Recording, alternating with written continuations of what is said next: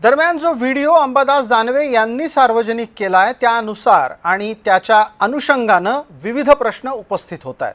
त्यात ज्या व्यक्तीचा चेहरा दिसतोय तो व्यक्ती आमदार महेंद्र दळवी असल्यासारखं वाटतंय।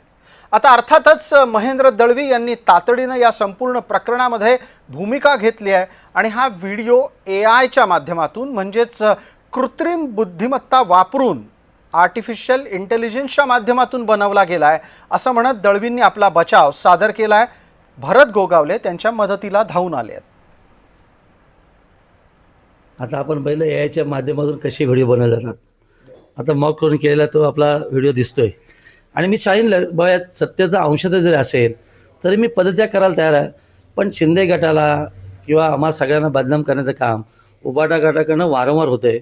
अधिवेशन काळामध्ये नेहमीच हे प्रकार होत असतात, पण म्हणून मी सांगितलं की याच्या मागचा कर्ता धनी रायगडवासीचा एक बडा नेता आहे आणि ते नागपूरमध्ये गेला, मी त्याचं नक्की भाष्य करेन त्या संदर्भातलं। पण अशा पद्धतीने आरोप करून बदनाम करणं हे काय शोभनीय नक्की नाही आहे। अंबादास दानवेची पार्श्वभूमी आपल्याला माहिती आहे, ब्लॅकमेलर नेता आहे। जो व्हिडिओ त्याने व्हायरल केलेला आहे त्यामध्ये चेहरा मोहरा काही दिसत नाही आहे, फक्त पैशाची बंडलं दाखवलेले आहेत, टी शर्ट काय लाल घातलेला कोणतरी एक व्यक्ती दाखवलेला आहे।